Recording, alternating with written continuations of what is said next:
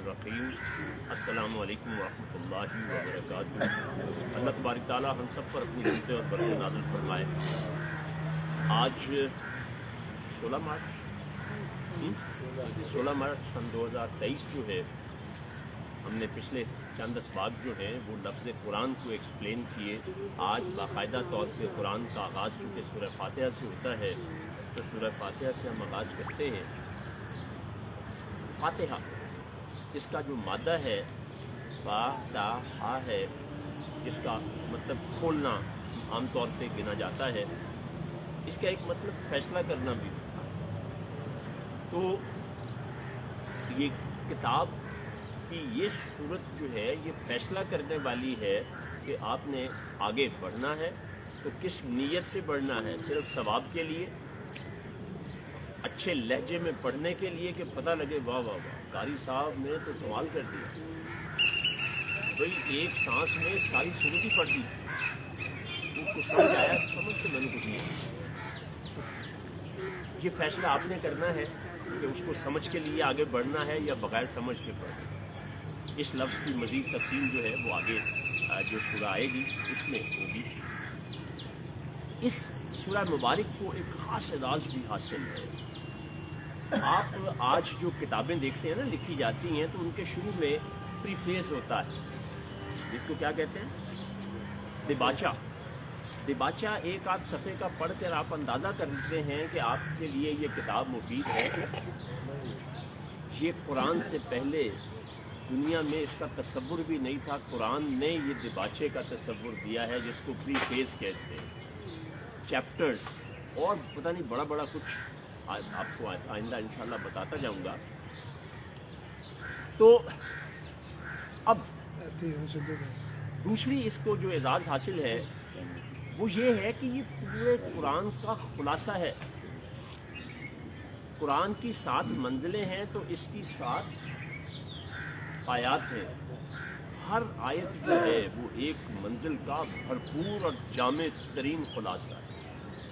और ये जैसे जैसे आप आगे बढ़ेंगे इस मेथडोलॉजी से जिससे आज आपको मैं शुरू करवा रहा हूँ तो आपको अंदाज़ा होगा कि इस बात में कितनी ज़्यादा हकीकत है। इसकी शान हदीस की रोशनी में अगर आप सुनना चाहें तो आप सल्लल्लाहु अलैहि वसल्लम ने फरमाया कि अल्लाह तबारक ताला ने मूसा को तौरात अता की तो मुझे फातिहा। इसका मतलब ये है कि सूरह फातिहा का एक सूरत जिसमें सिर्फ 7 आयतें हैं उसका स्टेटस जो है वो पूरी की पूरी तौरात के बराबर। अब इसमें जो पहली आयत करीमा है जिसको हम आगाज़ करते हैं, बिस्मिल्लाहिर्रहमानिर्रहीम, अल्हम्दुलिल्लाहि रब्बिल आलमीन। हम जो अलहम्दो पढ़ते हैं ये इतवार वाले दिन, क्योंकि आपको कुरान पढ़ना और हज़ारों गलतियाँ 40 मिनट में दुरुस्त करना इंशाअल्लाह सिखाऊंगा और उसमें तजवीद भी शामिल होगी। 40 मिनट में सब कुछ हो जाएगा।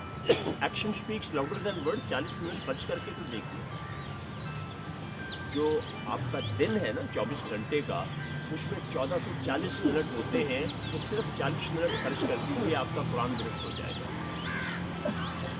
पहला लफ्ज़ जो है जहाँ से शुरू हो रही है बात वो है अलहम्द। एक बड़ी ख़ास बात, ये जो मुस्तशरीक़ीन है ना, कोई बंदा मुस्तशरिक़ नहीं बन सकता जब तक कि उसने खुद कुरान और हदीस का मुताला न किया हुआ।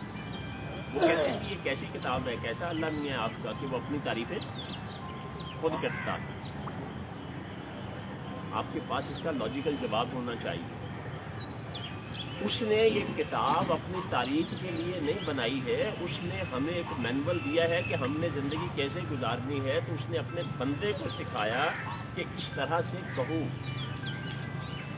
अगर इसके शुरू में आप कुल लगा लें तो ये बात बड़ी आसानी से, ये सिर्फ समझने के लिए है, कुरान में तरमीम के लिए या खुदा न खास्ता तहरीफ के लिए मैं बात नहीं करता।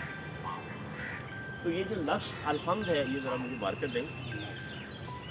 कुरान पाक के जितने भी अल्फाज हैं, इसम जो हैं, उनका एक मादा होता है। तो कमो बेश 25,000 मादे हैं पूरे कुरान। उसमें आज हम सबसे पहला वाला करेंगे। ये जो अलहम्द है इसका मादा होता है हा मीम दाल। اس سے کوئی لفظ بنتا ہے یا نہیں بنتا وہ کوئی شرط نہیں ہے. اگر آپ اس کو اکٹھا کریں تو آپ اس کو یوں لکھ سکتے ہیں. اس کا مطلب کیا؟ ہم جب ترجمہ کرتے ہیں تو ہم کہتے ہیں کہ تمام تعریفیں، تعریف کا لفظ خود قرآن میں کئی دفعہ استعمال ہوا ہے. اگر اس کا مطلب بھی وہی ہوتا تو اللہ پاک خود لکھ دیتا، اللہ کو کیا نہیں آتا. اس کا مطلب ہے کہ تعریف میں اور اس میں کوئی نہ کوئی فرق تو ہوگا. آج اس فرق کو دیکھیے کہ وہ کیا ہے.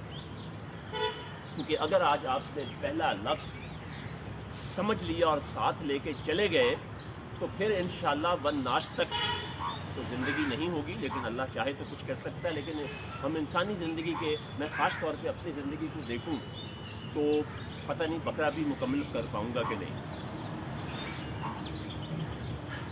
ویسے تو اگلے سانس کا نہیں پتا. تو دوبارہ سنیے، اس کا مطلب ہے کچھ نہ کچھ فرق تو ہوگا. اور یہ بھی یاد رکھیں کہ قرآن میں نہ سبسٹیٹیوشن ہے نہ ریپیٹیشن ہے. ریپیٹیشن اس سینس میں کہ ایک لفظ نہیں ملا تو اس سے دوسرے سے گزارا کر لیا، ایسا بالکل نہیں. عربی زبان بانجھ نہیں ہے. عربی زبان کے بارے میں ایک بڑی خاص بات سمجھ لیجئے. حضرت ابراہیم کو کیا کہا جاتا ہے؟ جد الانبیاء کہا جاتا ہے. تو ان کے ہاں سے جو دو بنی چلے ہیں، ایک بنی اسماعیل ہے اور دوسرا بنی اسحاق ہے یا اسرائیل ہے. بنی اسحاق نے حکومت کی تو بڑی کمال کی تجارت کی، تو وہاں پہنچے ہیں کہ آج وہ دنیا کی آبادی کا 0.1% ہیں اور پوری دنیا پر ساری 80-90% دولت ان کے پاس ہے. سیاست کی تو پوری دنیا میں جہاں جو چاہتے ہیں الٹ کے رکھ دیتے ہیں. ہزاروں سال تک بنی اسماعیل نے کیا کیا؟ کچھ نہیں کیا سوائے اس کے کہ انہوں نے عربی زبان کو ترقی دی. کیوں؟ کہ اس میں دنیا کی اہم ترین کتاب آنی تھی ہمیشہ رہنے کا. تو اس لیے یہ بات ذہن میں رکھیں کہ عربی جو ہے، یہ تو ہماری بدقسمتی کہ ہمارے اساتذہ نے ہمارے ذہنوں میں خوف ڈال دیا کہ عربی کڈے. آپ میں سے کسی کو مدرسے کے لگتا ہے ہاتھ نہیں لگے. عربی کڈے چربی. اب جب وہ بچے کے ذہن میں یہ ڈال دیا جائے گا کہ یہ تمہاری چربی نکال دے گی تو پھر اس کو کیا محبت ہوگی، وہ کیا سمجھے گا. تو میری چونکہ چربی نہیں نکلنی ہے، اندر ہی ہے. تو انہوں نے مسلسل اس زبان کو ڈیولپ کیا. عربی جس خاندان سے تعلق رکھتی ہے، زبانوں کے بھی انسانوں کی طرح خاندان ہوتے ہیں، جس خاندان سے تعلق رکھتی ہے اس میں صرف 7 زبانیں ہیں. ان 7 میں سے 5 ختم ہو چکی ہیں اور 2 ہی زندہ ہیں. اب اس لیے اچھی طرح سے قرآن کے بارے میں یاد رکھیے کہ جو لفظ جہاں آیا ہے وہ ایک ایسا نگینہ ہے کہ نہ اس سے آگے فٹ ہوتا تھا نہ.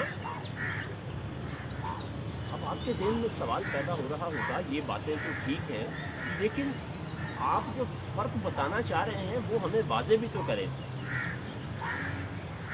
ہم یہ عربوں کے ہاں لفظ پہلے بھی استعمال ہوتا تھا. قرآن میں ایسا نہیں ہے کہ پہلی دفعہ ہوا ہے. اب آپ کو اتنی عربی تو آتی ہے، جیسے انگریزی میں کسی چیز کو پرٹیکولرائز کرنا ہو تو اس سے پہلے دا لگاتے ہیں تو وہ چیز خاص ہو جاتی ہے. اسی طرح جب ہم اس سے پہلے کی طرح قریب کر دیں، اس سے پہلے آپ الف اور لام لگا دیں گے تو یہ کیا بن جائے گا؟ یہ خاص ہو جائے گا. اس میں معرفہ پراپر ناؤن بن جائے گا جو کہ اللہ کی. عربوں نے جب کسی کی دل سے تعریف کرنی ہوتی، سچی تعریف کرنی ہوتی، بغیر کسی خوف کے تعریف کرنا ہوتی، بغیر کسی لالچ کے تعریف کرنا ہوتی، تو اس کو وہ کیا کہتے؟ اس کے لیے لفظ حمد استعمال کرتے. اگر آپ تعریف کے معنوں میں آئیں تو تعریف تعارف سے ہے، اس کی آگے ہم بات کریں گے جب وہ لفظ آئے گا. تو وہ اچھی بری سچی جھوٹی خوف سے لالچ سے کچھ بھی ہو سکتی ہے. ایک تو یہ. دوسرا یہ جو اصطلاح ہے، کسی چیز کو دیکھ کے بے اختیار آپ کی زبان سے جو तारीफ़ के कलमात दिल के अंदर से निकलते हैं उसको हम्द कहते हैं।